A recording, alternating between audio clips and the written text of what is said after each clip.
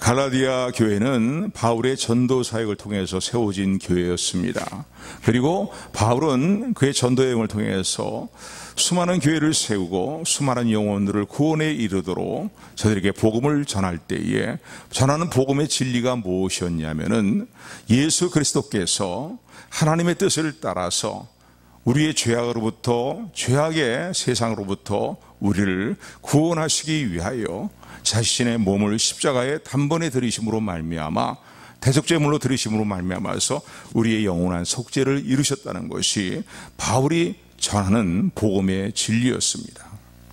그런데 지난번에도 말씀드린 것처럼 이 갈라디아 교회의 거짓된 형제들로 말미암아서 복음의 진리가 아닌 왜곡된 다른 복음을 전하는 자들로 인하여서 이제 갈라디아 성도들의 구원의 확신이 빼앗기게 되었고, 그리고 미혹에 빠져서 결국은 구원과 멀어지게 되는 그런 상황에 이르게 되는 모습을 보면서 바울은 목소리를 높여서 다른 복음은 없다. 내가 너에게 전했던, 너희가 일전에 받았던 그 복음, 내가 너에게 전했던 그 복음 외에 다른 복음은 없다. 누구든지 다른 복음을 전하는 자는 저주를 받을 것이다 라고 그렇게 이제 선언하고 선포합니다.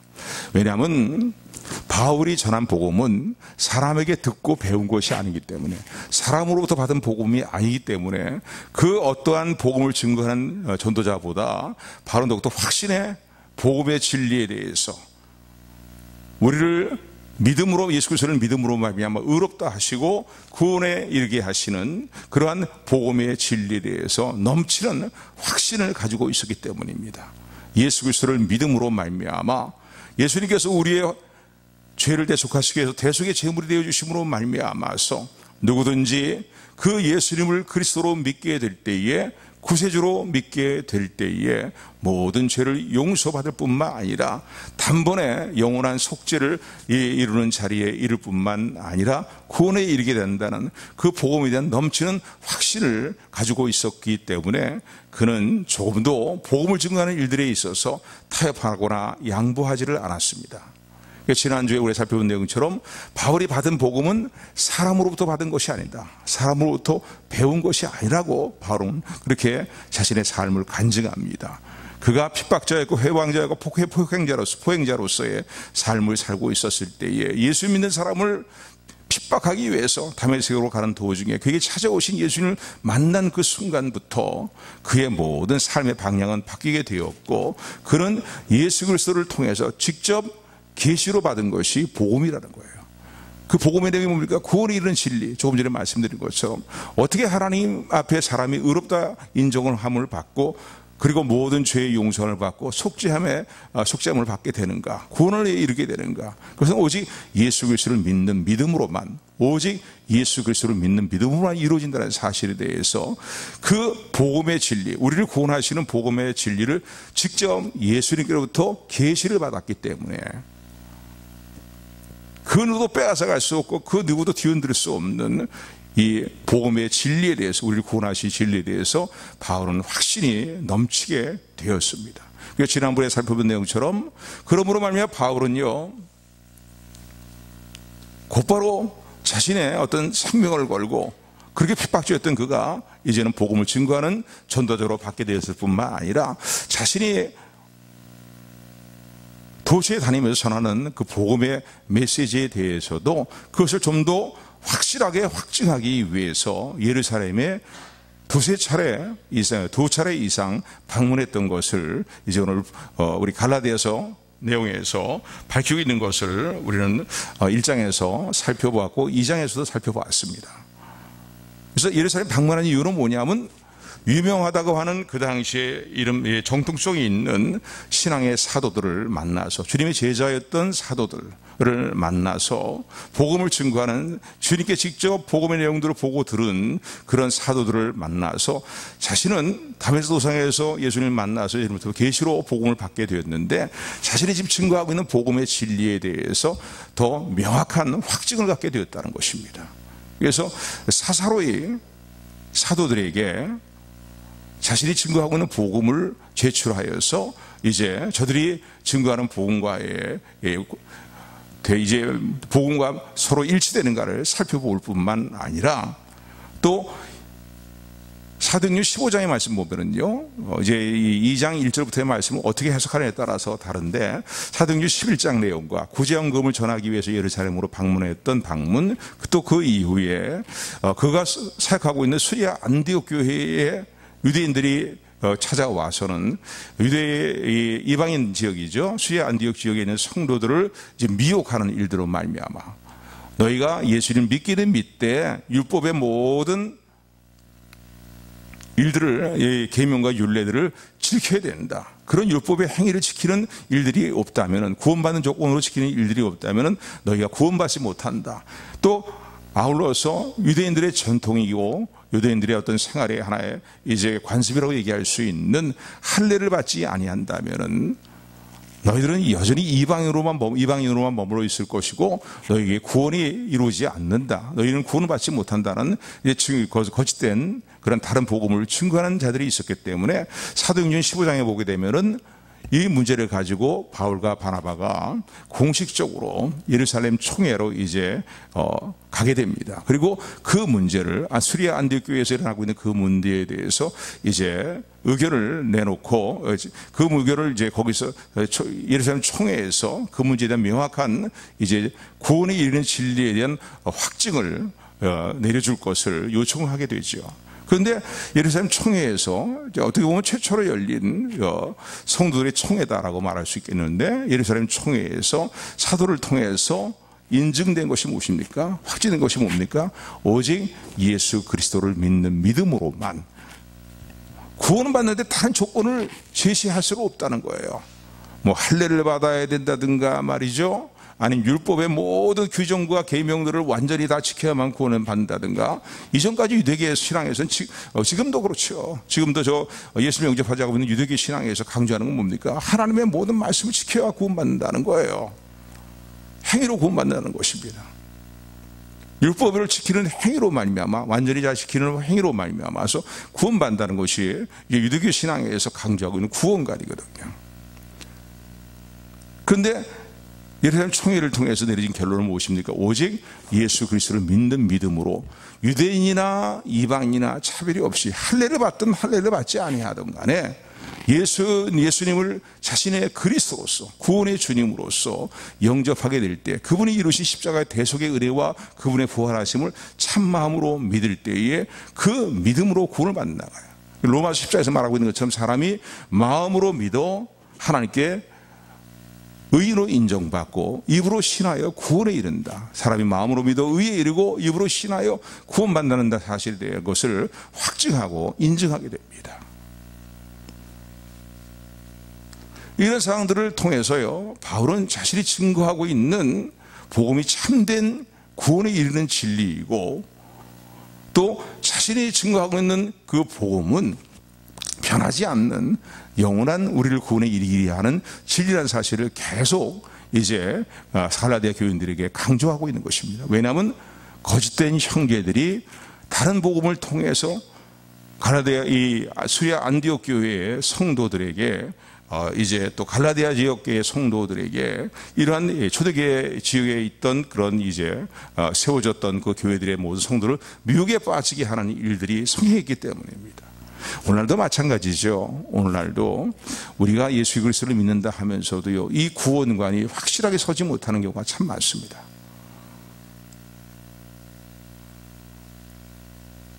죄를 막 져도 된다는 말씀이 아니라, 뭔가 죄를 짓게 되었을 때 내가 이래 갖고서 구원받지 못하면 어떡하나, 이미 예수를 영접한 사람이 그런 생각을 갖는 것이 그게 바람직한 모습이냐?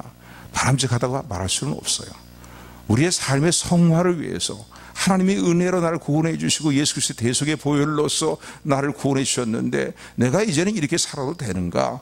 하나님이 나를 구원하신 하나님의 기대는 선한 일에 열심히 하는 하나님의 친백성이 되기를 원하시는 것이고, 예수 그리스도의 형상을 담는 하나님의 자녀로서 세워지기를 원하시는데, 그런 성화를 이루기를 원하시는데, 이런 일들은 예수 그리스도 안에서 창세전부터 내가 태어나기 이전부터 나를 택하시고 택하실 때 예정하신 하나님의 계획인데 내가 이런 삶의 성화를 일어나가는 일들에서 어긋나는 하나님의 은혜의 부르심에 구원하심에 어긋난 삶을 살아도 되는가, 이런 마음가짐을 가지고 율법을 이제 지켜나가는 그런 일에 마음을 써야 되는데,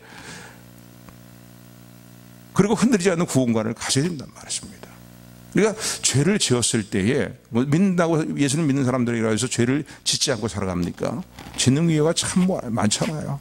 알게 모르게 짓는 경우가 참 많습니다. 그러니까 죄를 막 져도 된다는 말씀이 아니에요. 절대 이것을 오해하시면 안 됩니다.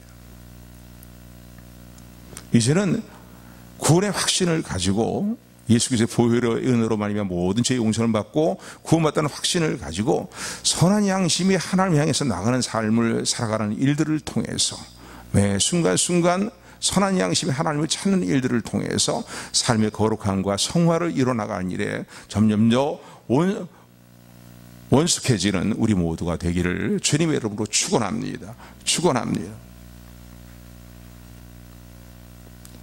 그래서 바울은요, 이런 구원의 복음의 진리를 계속 증거하고 이것을 고집했습니다.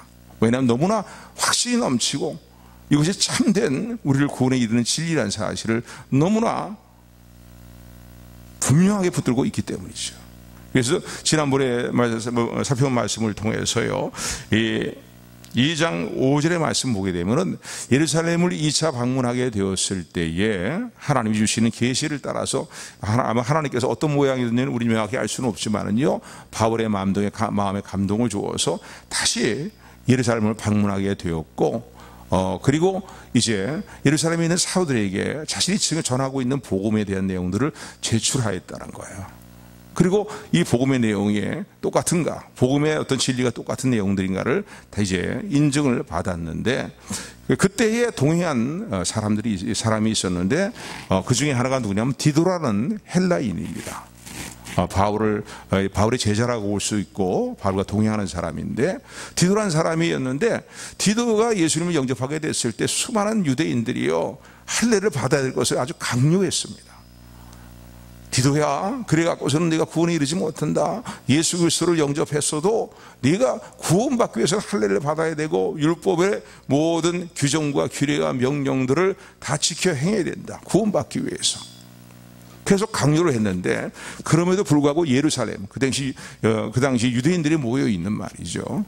그 예루살렘 교회를 방문하게 되었을 때에도 동행하는, 사실 얼마나 바울의 마음에 부담이 들겠습니까?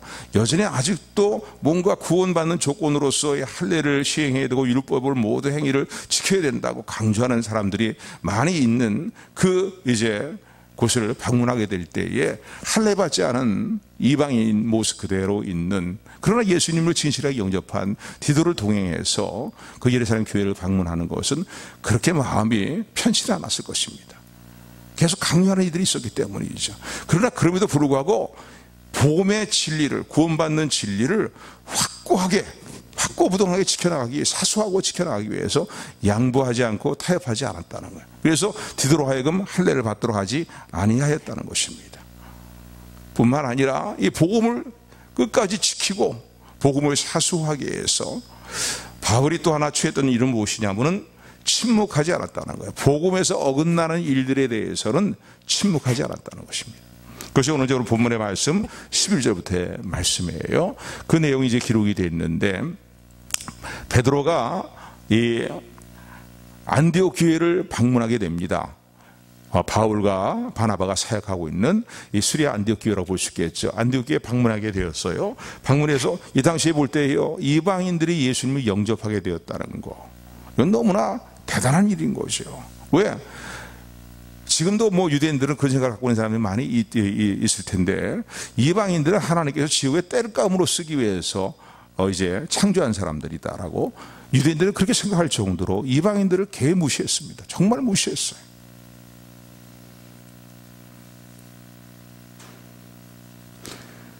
그런데 이방인적인 수리아 안디옥 지역에서 놀라운 부흥의 역사가 일어나면서 수많은 이방인들이 예수님을 영접하게 되었고, 심지어는 그리스도인이라 칭함을 받을 정도의 저들의 신앙에 아름다운 모습이 있다라는 얘기를 들으니까요, 예루살렘 교회에 있는 사도들에게도 상당히 관심이 되는 문제이고, 또 그들을 돌아보기를 원하는 그런 제 마음들이 일어나게 되었을 것입니다. 그래서 베드로가 어떤 이유인지는 알 수 없지만은요, 베드로가 수리아 안디옥 교회를 방문하게 되었고, 그리고 그들과 함께 식사를 하게 되었다는 거예요.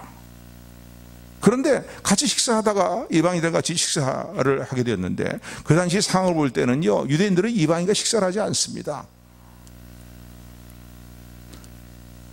이방인들과 함께 식사하는 것은 굉장히 이거는 합당하지 못한 일이라고 그들은 생각하고 있기 때문에, 이방인과 같이 식사를 하게 나누고 대화를 나눈다는 것은요, 이제 용납할 수 없는 일로서 그렇게 생각되어지는 그런 일이었습니다. 그러나 베드로도요, 수리아 안디옥 지역에 와서 수리아 안디옥에 이제 예수님 영접한 이방인들과의 이 교제를 나누면서 식사까지 같이 하게 된 것은 복음의 진리에 따르는 그런 이제 마음의 결단이 있었기 때문이죠. 그래 하나님께서 이방인이나 유대인이나 차별하지 아니하고 다 예수 그리스도를 믿는 믿음으로 구원받게 하셨고, 그들을 의롭다 인정하셨고, 그리고 우리를 믿음의 한 권석이 되게 하셨는데, 이제 우리가 복음의 진리 가운데 있는 사람으로서, 구원받은 진리 가운데 있는 사람으로서 우리가 이방인과 더불어 교제를 나누지 못할 일이 무엇이 있겠느냐, 그런 생각 때문에, 또 사실은 1절에는요, 이 사도행전의 내용을 보게 되면은 고넬료 가정을 방문하게 될 때, 이방인이죠,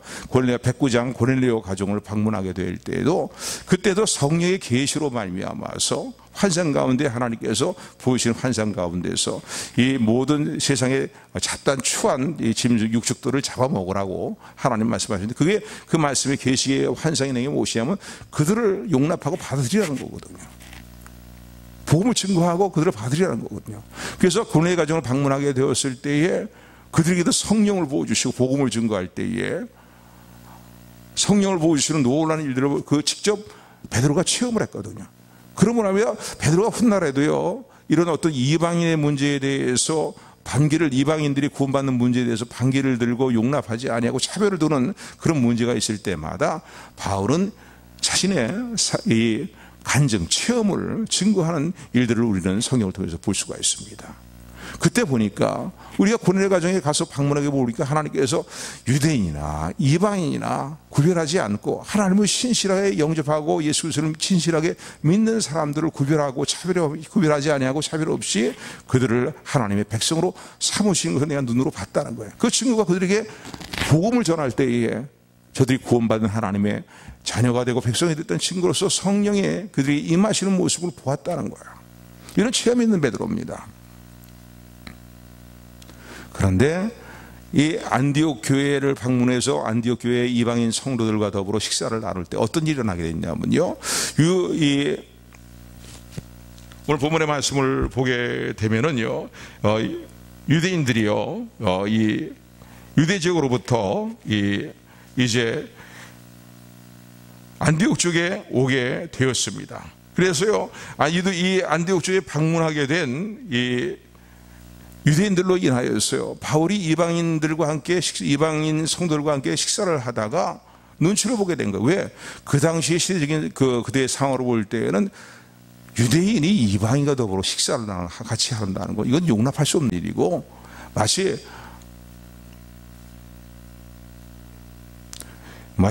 이 어느 종교에서 말이죠, 하위계층의 사람들이 상위계층의 사람들을 대면도 못하고 옥시스도 안 된다는, 인도에서 그렇잖아요. 그런 것들 내세우고 있는데, 그런 것 같은 그런 이 당시의 어떤 관습이거든요. 그런데 더구나 베드로가 예루살렘 교회의 수장 아닙니까? 수장 역할을 하고 있는 사람인데, 이게 소문이 나면은 자신의 위치가 매우 곤란하게 되는 아마 그런 상황이 되었을 것입니다. 그럼에도 불구하고 정말로 복음의 진리를 가운데 굳건히 서 있다면은 베드로는 그렇게 얘기를 했어야 되겠죠. 여러분, 유대인들, 자기들의 유대 지역에서 찾아온 유대인들에 대해서 우리가 복음의 진리 안에 있는 사람들은 이제는 이방인이나 유대인이나 차별이 없습니다. 그리고 우리 한 믿음의 권속이고, 또 저들이나 우리나 하나님께서 차별됨이 없이 오직 예수 그리스도를 믿는 믿음으로 말미암아 의롭다 하셨고 구원하셨고 하나님의 백성으로 삼아주셨습니다. 그러니 우리가 이런 문제에 대해서 더 이상 이러한 하나님 보시 합당하지 못한 관습에 얽매여서 서로를 비판하고 정죄하는 모습에 서지 말고 함께 교제를 나눠야 됩니다. 이렇게 고민해야 되는 게 마땅한 것이거든요. 그런데 눈치를 보게 된 거예요. 그래갖고서는 그 자리에서 은근슬쩍 베드로가 피해버리게 되었고, 이런 베드로의 모습을 보면서 바나바도 그 미혹에 빠지게 되었고, 그 유혹에, 그 유혹에 이제 빠지게, 외식하는 유혹에 빠지게 되었다는 거예요. 다른 사람들도 슬금슬금 다 빠져나가고 말았다는 거예요. 그래서 이 모습을 보면서 바울이요, 침묵하지 않았다는 사실입니다. 왜냐하면 사람이 하는 모든 어떤 유대인이든 이방인이든 차별됨이 없이 오직 예수 그리스도를 믿는 믿음으로만 하나님의 의로 인정을 받고 구원반에 이르고 하나님의 자녀가 되고 하나님 나라의 백성이 된다는 사실은 너무나 명확하고, 자신에게 하나님께 주신, 주님께서 계시를 직접 주신, 그리고 예루살렘 교회 수장들을 통해서 확증되어지고 인증되어진 그런 복음이기 때문에 이 복음의 신앙에서 어긋나는 일을 행하는 베드로를 그냥 놔두고 볼 수가 없었다는 것입니다. 그래서 베드로를 대면해서 책망했다는 거예요.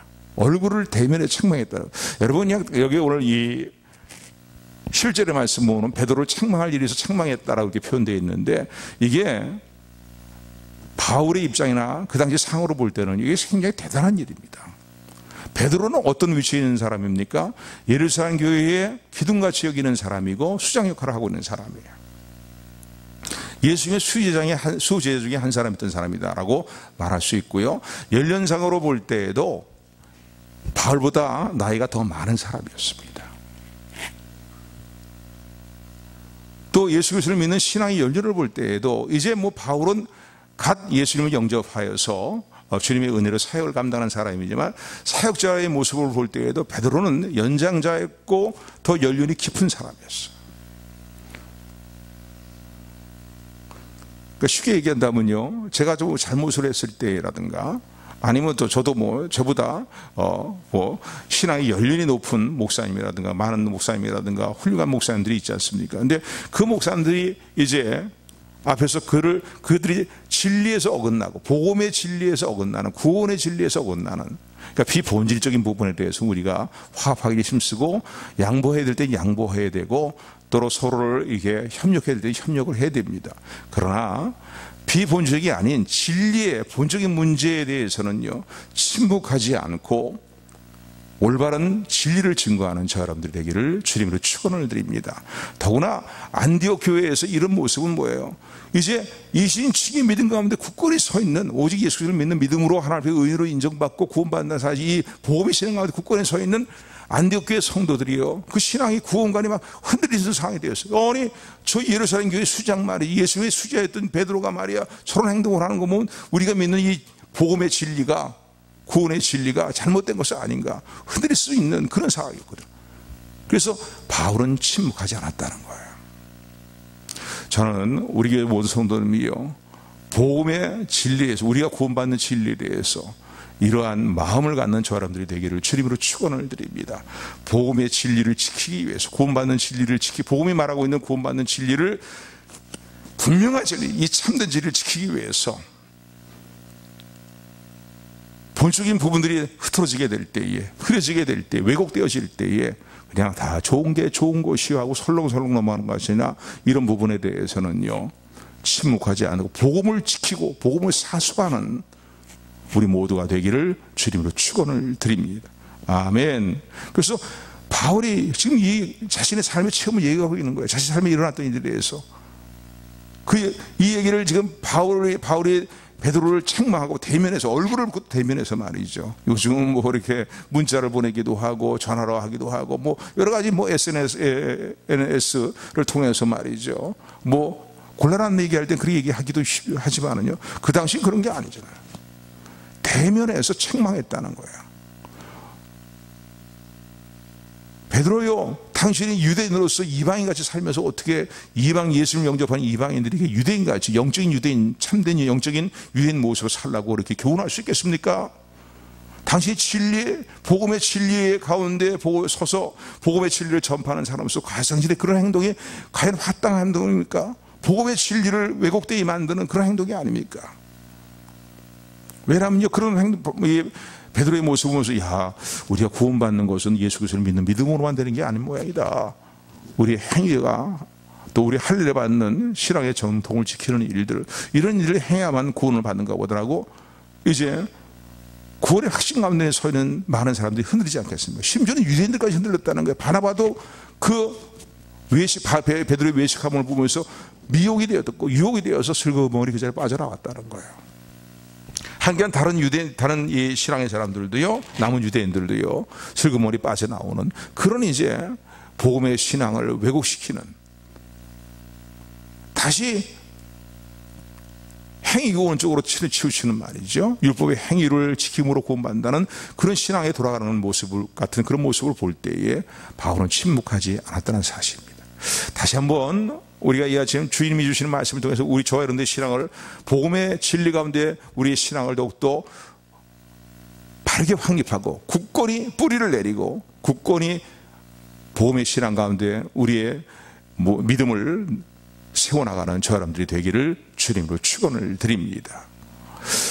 그러고 난 다음에 오늘 본문의 말씀 5절부터의 말씀 부분을 보게 되면, 특별히 16절의 말씀부터 이하의 말씀을 보게 되면은 사람이 어떻게 하나님 앞에 의롭다 인정받고 구원받느냐, 그가 전파하고 있는 예수 그리스도 계시로 말미암아 또 먼저 사도를 통해서 확실히 인정된 이 복음의 내용을 다시 한번 언급을 합니다.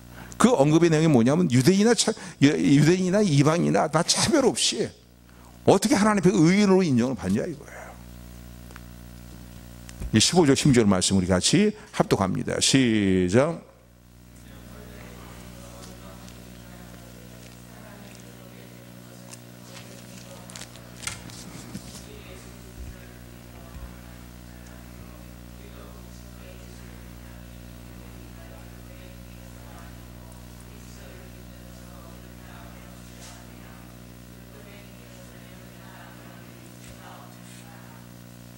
아멘. 여보니까 하나님 앞에 의로 인정받는 것은 오직 예수 그리스도를 믿는 믿음으로만 된다는 거예요. 우리가 그 당시 심승처럼 유대인들이 여기는 이방인들, 추하고 더러운 이방인들, 그런 이방인이 아니고 유대인의 신분이지만은, 유대인의 신분이지만은, 그러나 유대인도 마찬가지라는 거예요. 율법의 행위를 다 지킬 수 있으므로 지킴으로 말미암아서 구원받는 것이 아니라는 거예요. 이 사실을 알고 이제는 깨닫게 되었기 때문에 이제는 어떻게 해요? 오직 예수 그리스도를 믿는 믿음으로만 구원받고 하나님께 의인으로 인정받는 사실을 이제 알게 되었기 때문에 이제 예수 그리스도를 믿는다는 거예요. 그래서 내리는 결론이 뭡니까? 육체를 가지고, 이런 육체의 몸을 가지고 살아가면서 자신 스스로의 어떠한 율법의 모든 행위를 다 지켜나가는 일들, 공로를 쌓는 일들을 통해서 하나님 앞에 의로움을 받을 육체가 없다는 거야. 그런 사람이 없다는 거야. 그러니까 이 육신의 몸을 입고 이렇게 살아가면서 자기 스스로의 어떤 의로움을 통해서 구원의 일수는 사람, 하나님께 의인으로 인정받을 수 있는 사람은 없다는 사실을 16절에 이제 마지막 부분에 보면 언급을 합니다. 그러니까 오직 사람이 하나님 앞에 의인으로 인정받는 것은 오직 예수 그리스도를 믿는 기로에는 다른 방법이 없다는 것입니다. 여러분, 이건 창세전부터 하나님 정하신 하나님의 계획이라는 사실을 믿으시기를 주님으로 축원을 드립니다. 임시 변통으로 인간들이 다 죄악에서 허우적거리기 때문에 어떻게 할 수 없기 때문에 인시 방편식으로 예수님 이 땅에 보내주시고 예수님이 십자가 대속회를 통해서 구원의 길을 열어주신 것이 아니라 창세전부터 예수 그리스도 안에서 예정하신 하나님의 구원의 큰 경륜이라는 사실을 여러분 기억하시기를 주님으로 축원을 드립니다. 이루시는 구원의 계획은 뭡니까? 예수 그리스도를 믿음으로 모든 죄를 용서받고 예수 그리스도를 믿음으로 말미암아서 하나님의 의인으로 인정받고 구원에 이르는 것은 하나님이 창세전부터 갖고 계신 하나님의 선하신 경륜이라는 사실을 놓지 말고 붙드는 저와 여러분들이 되기를 주님으로 축원을 드립니다. 그래서 예수님은 하신 말씀들을요, 그분이 이루신 일들을 번복하는 말이죠. 그런 분이 아니라는 거예요. 그분이 이게 이렇게 해야 내가 구원받고 의인으로 인정받는다, 라는 사실을 전해놓고서도 복음의 진리를 다 구원받는 진리를 뒤엎어버리는 그런 변덕스러운 분이 아닌 사실을 이어서 10절부터 18절의 말씀을 보면 언급을 합니다. 그러면서 자신의 예수님 믿고 거듭난 이후에, 구원받은 이후에 자신의 삶의 모습을요, 자신의 정체성에 대해서 이렇게 언급을 합니다. 그것은 뭐냐면 내가 율법으로 말미암아서 예수님을 영접하는 율법으로 말미암아서 내가 죽었다는 거예요. 죽고 예수님이 십자가에 못 박히실 때 영적으로 보면 그런 표현입니다. 예수님과 연합되어서 나의 옛사람이 율법으로 말미암아 죽었고 이제는 하나님을 향해서 살아가는 사람이 되었다라는 것을 이제 고백합니다. 바울의 어떤 삶의 모습을 지금 고백하고 있는 거예요. 신앙의 모습을 고백하고 있는 거예요. 모든 사람에게 해당되는 구원은 어떻게 받는가? 어떻게 하나님께로부터 의를 인정받는가? 그건 예수 그리스도를 믿는 믿음으로 이루어지는 것이다. 율법의 행위로 이루어지는 게 아니다. 그것을 율법의 행위를 다 지켜서 구원에 이를 수 사람은 없다는 거 계속 성경이 강조하는 내용이에요. 그러면서 지혜 거듭난 예수 그리스도를 믿음으로 말해 거듭나고 의로 인정받고 그리고 구원받은 이후에 자신의 삶의 모습, 그때로부터 자신 이후에 자신의 삶의 모습을 이제 고백하고 있는 것이 오늘 이제 본문의 말씀 19절부터 20절까지의 말씀입니다. 19절, 20절 말씀 같이 떼생하면서 합독합니다. 시작. 내가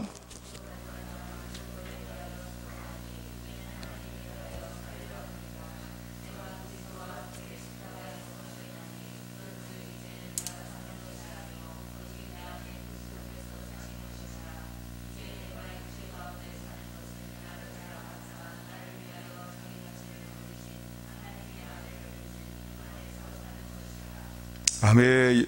19절의 말씀 보니까 바울은 자신의 삶에 대해서 이렇게 고백합니다. 내가 율법으로 말미암아서 율법을 향하여 죽었나니 이는 하나님을 향하여 살려 함이니라 라고 고백합니다. 이 말의 의미가 뭡니까? 율법 때문에 율법으로 말미암아서 율법을 향하여 죽었다는 거예요. 여러분, 하나님께서 우리에게 율법을 주신 이유가 뭡니까? 그 율법을 모든 계명과 모든 율법의 모든 조항들을 다 잘 지킬 수 있음으로 말미암아 지킴으로 말미암아 구원에 이를 수 있기 때문에 율법을 주신 겁니까? 우리가 오해하는 게 이거예요. 하나님 율법과 계명 주신 거는 우리 스스로 그걸 다 지켜서 완벽하게 다 지켜서 구원에 이를 수 있기 때문에 율법과 계명 주신 게 아니란 말입니다. 이 사실을 여러분 놓치지 마시기를 주님으로 축원을 드립니다. 그럼 왜 율법을 주셨냐? 구원에 이르도록 하시기 위해서 율법을 주신 게 아니라면은 왜 율법과 계명을 왜 주셨냐 이거예요. 도대체 그럼 율법 주신 이유가 뭐고, 율법이 우리와 관계될 때에, 육신을 입고 살아가는 우리와 관계될 때에 어떤 일들을 이루냐 이거예요.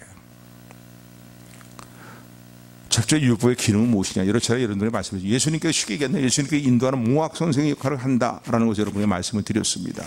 좀 더 길게 풀어서 얘기한다면요. 첫 번째, 율법의 기능이 무엇이냐면, 율법을 주신 이유가 뭐냐면요. 죄된 것을 심히 죄되게 드러나도록 하기 위해서 하나님께서 율법을 주셨다는 사실입니다. 아담의 타락 이후에 아담의 후손으로 태어난 우리 모두는요, 태어날 때부터 원죄를 갖고 태어날 뿐만 아니라 죄가 우리에게 세상에 들어왔고, 그리고 죄악 가운데 우리가 태어났습니다. 전적으로 부패한 존재로서의 삶을 살고 있는 것이에요. 그런데 율법이 없으면 죄가 죄로 인정되질 않습니다. 그렇지 않아요? 이런 거 하지 마시오라는 어떤 계명과 율례라든가 규정이 없으면요, 그런 짓을 해도 죄로 세상에서도 인정하지 않습니다. 그러니까 율법의 기능은 무엇이냐면요, 죄를 가지고 있는데 그 죄가 죄로 심히 드러나게 만드는 역할, 그게 율법의 기능인 거예요. 쉽게 얘기하면 이렇게 이해하시면 됩니다. 흙탕물이 있는데 흙탕물이 고여서 갖고 가만히 있을 때에는 윗물은 투명해요, 그죠? 그리고 이제 그 흙먼지는 다 밑으로 가라앉았기 때문에 위에 뜬 물들은 다 투명한 그런 물입니다. 그 상태에 있지만은요, 그걸 막 휘젓게 되면 어떻게 됩니까? 흙탕물로 바뀌게 되는 것이에요.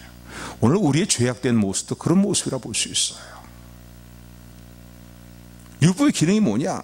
죄를 가지고 있는데 그 죄 가운데 있는데 죄를 심히 죄라는 사실을 드러내게 하는 기능이 율법의 기능이라는 거예요.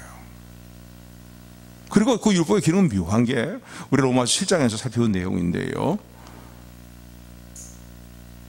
내 속에 있는 죄로 말미암아서 계명을 죄가 내 속에 있는 죄가 계명과 윤리를 통해 나를 죽이기 위해서 내 마음에 온갖 탐욕을 일으키게 된다는 거예요. 그러니까 하나님께 이거 분명한 것은 하나님께서 율법과 계명을 다 지켜서 구원받을 수 있기 때문에 주신 게 아니에요. 그러면 우리가 죄 가운데 있다는 사실에 대해서 죄를 밝히 우리 나타내 보이고 드러내 보이기 위해서 율법을 주신 것이고 무엇이 죄인가 무엇이 선인가에 대해서 분명한 구별을 이루도록 하는 것이 주셨을 뿐만 아니라 죄의 속성이 무엇이냐면 이 율법의 특성이 뭐냐면요. 우리 속에 있는 죄가 그 율법과 계명을 통해 우리를 죽이는 그런 일들을 가져온다는 거예요. 우리를 살리기 위해서 율법을 주신 게 아니라 우리가 죄인 것을 깨닫고 죄로 인해서 죽을 수 없는 존재라는 사실을 깨닫게 하는 기능. 그래서 전부여 의지 없어서 손 들고 갑니다 말. 주의 별이 찬송하는 것처럼 말이죠. 예수 그리스도를 찾게 만드는 몽학 선생의 역할을 감당하는 것이 율법의 기능이라는 사실을 기억하시는 저 여러분들이 되기를 주님으로 축원을 드립니다. 로마서 7장의 말씀, 오늘 좀 시간이 좀 많이 가는 것 같은데 그래도 이왕 시작한 거니까 끝까지 말씀을 하겠습니다. 로마서 7장. 로마서 7장 보세요.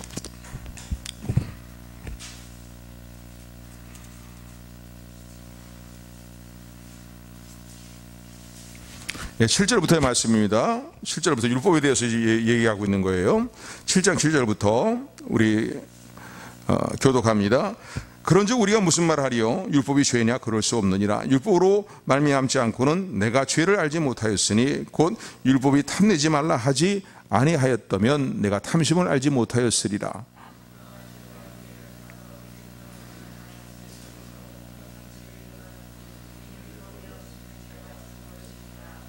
그러니까 죄가 어떻게 해요? 계명과 율법이 우리에게 주어지게 되니까 계명과 율법이 주어지기 전에는 죄를 죄로 인정하지 않고 우리가 사망에 이르는 결과를 보지 않습니다. 그런데 법이 주어지고 계명이 주어지게 되니까 어떻게 해요? 내 안에 있는 죄를 죄대로 심히 드러나게 만들고 그러기 위해서는 탐욕을 일어나게 만들고 그 탐욕으로 인해서 죄가 내 안에 이렇게 다 웅크리고 있던 죄의 모습이 밝게 드러나도록 드러내는 역할을 하고 결국은 사망에 이르는 결과를 가져온다는 거예요. 그런 표현이에요. 이제 80절 말씀이 9절 제가 있습니다. 전에 법을 깨닫지 못할 때에는 내가 살았더니 계명이 이름에 죄는 살아나고 나는 죽었도다.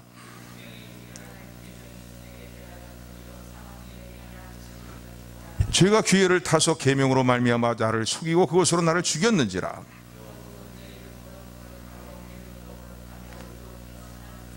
그런즉 선한 것이 나에게 사망이 되었느냐? 그럴 수 없느니라. 오직 죄가 죄로 드러나기 위하여 선한 그것으로 말미암아 나를 죽게 만들었으니 이는 계명으로 말미암아 죄로 심히 죄되게 하려 함이라.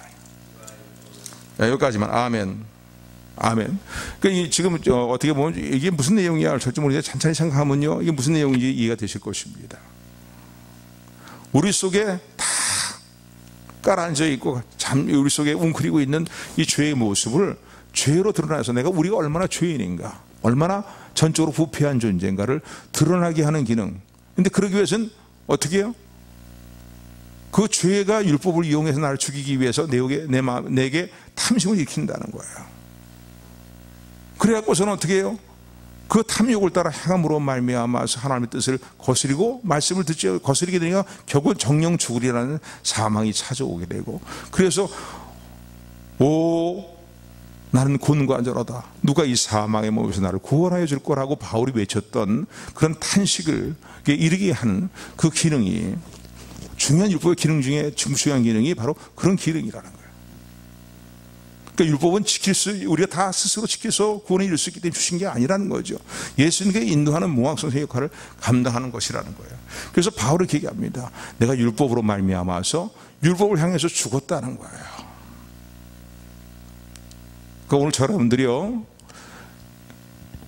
하나님이 우리 주신 율법과 계명을 향해서 죽은 존재라는 사실을 여러분 깨닫는 은혜가 임하게 되기를 주님으로 축원을 드립니다. 예수 그리스도 아는 사람들은 그렇다는 거예요. 죽었다 했을 때에 가령 율법과의 나와의 관계를 상관관계를 생각해 보게 될 때에 내가 율법을 향해 죽었다는 건 뭐겠습니까? 율법 때문에 내가 결국은 뭐예요? 그것을 지키지 못하고 그리고 지킬 수가 없기 때문에 율법의 어떤 규정을 어기게 되니까 율법으로 말미암아서 죽게 되었는데 그 죽는 것이 결국은 예수님과 이전에 예수 영접하게 될 때 연합되어 죽은 것으로서 성경은 말하고 있는 것이에요. 그러니까 율법을 향해서 우리가 죽었다는 거예요. 누구에 대해서 우리가 죽었다 했을 때에 어떤 관계가 끊어지는 것입니다. 관계가 끊어지는 것이에요. 율법을 향해서 죽었다는 건 뭡니까? 이제는 율법의 어떤 정죄의 율법을 지키면은 복을 받고 상을 받고 율법을 다 지키지 못하면은 정죄받고 심판에 이르게 되는 그런 관계, 율법과의 관계가 그런 관계 아닙니까? 그런데 그런 관계에서 이제는 죽었다는 겁니다. 예수 그리스도 안에서 새로운 피조물이 되었다는 거예요. 예수님 십자가에 죽으실 때 우리가 함께 못 박혀 죽었다는 거예요. 주님과 연합되었어요. 율법과의 어떤 상관관계에 있어서 구원에 이르는 문제에 대하여서 상관관계에서 율법에서 죽었다는 건 단절이 됐다. 관계가 끊어졌다는 겁니다. 더 이상 율법이 우리를 정죄할 수 없는 그런 이제 관계가 다 단절이 되고 말았다는 것이에요. 아니, 예를 들면 이런 얘기죠. 어떤 사람이 큰 사고를 쳤어요. 그런데 그 사람이 사고를 치고서 큰 정죄를 받아야 되는데 그 정죄를 받은 사람이 죽으면 더 이상 법적인 효력이 그에게 가해질 수가 없는 것입니다. 성경은 뭐라고 얘기합니까? 예수 그리스도를 믿음으로 말미암아 옛사람 예수님과 함께 십자가에 못 박혔다고 말합니다. 바로 그 말씀이에요. 내가 율법으로 말미암아 율법 향하여 죽었다는 거예요. 이게 좀 잘 이해가 됐으면 좋겠습니다. 예수님 영접하는 그 순간에 예수님과 함께 연합되어 십자가에 나의 옛사람은 십자가에 못 박혀 죽었다는 거예요. 그래서 더 이상 율법이 우리에게 어떤 정죄기를 기능을 적용시킬 수가 없고 정죄할 수가 없다는 거예요. 그래서 로마서 8장으로 이어지는 말씀이 그 말씀인 거예요. 예수 그리스도 안에 있는 사람이 결코 정죄함이 없나니. 왜? 율법을 향해 죽었기 때문이에요. 예수님과 함께 십자가에 못 박아 죽음으로 말미암았어요. 더 이상 율법이 나를 정죄할 수 없는 상황이 되었다는 거예요. 그리고 더 나아가서는 예수님의 십자가의 대속의 은혜로 말미암아서 그 모든 죄의 대가를 다 지불했다는 거예요.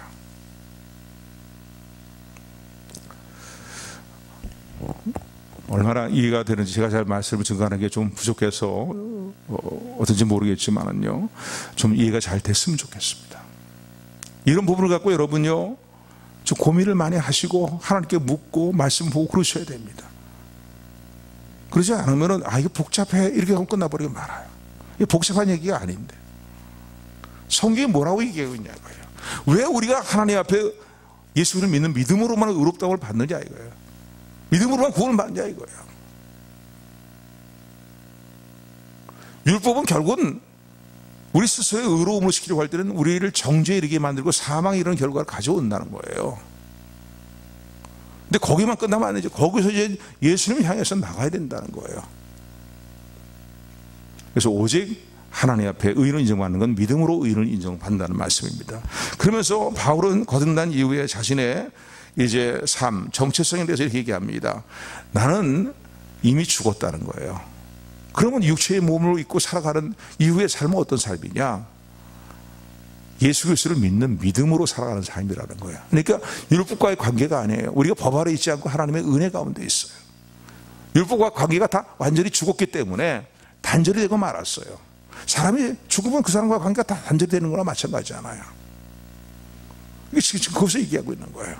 내가 율법으로 말미암아 율법을 향하여 죽었나니 이제는 하나님의 은혜로 예수 그리스도 안에서 영원한 생명을 누리면서 하나님을 향해 나가는 선한 양심이 하나님을 찾아가면서 우리의 삶의 성화 복을 누리는 그런 삶이 우리에게 이루어지게 되었다는 것을 바울은 자신의 삶의 모습을 고백하고 있습니다. 그래서 20절 말씀이에요. 우리가 너무나 잘 읽는 구절인데 20절 다시 한번 합독합니다. 시작. 내가 그리스도와 함께 20절 시작. 내가 그리스도와 함께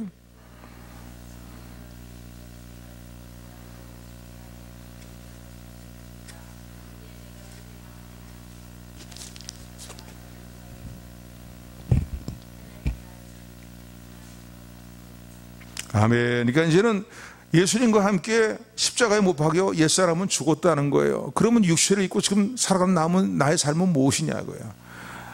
옛사람은 죽었기 때문에 내가 사는 것이 아니고 어떻게 해요? 내 안에 예수님께서 피값을 치르시고 나를 사셨기 때문에 예수님 내 안에 사는 삶을 살아가는 것이고, 그리고 예수 그리스도를 믿는 믿음으로 하나님 앞에 의인으로 인정받고 율법의 정죄에서 벗어난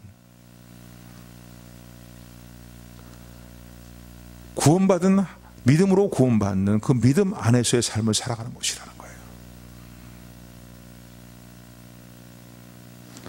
그래서 로마서 8장 1절의 말씀이 이해가 되는 것입니다.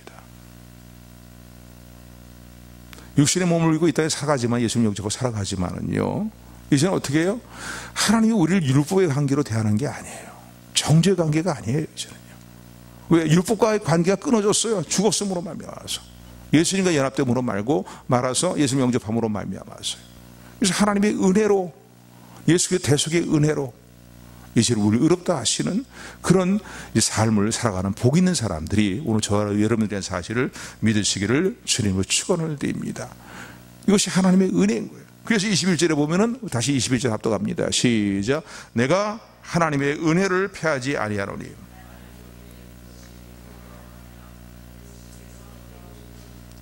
아멘. 우리가 하나님의 의로 인정받는 것이 율법의 행위를 다 지킴으로 말미암아 그런 인정받는 것이 아니라는 거예요. 하나님 그럴 일을 위해서 우리 율법을 주신 게 아니라는 거예요.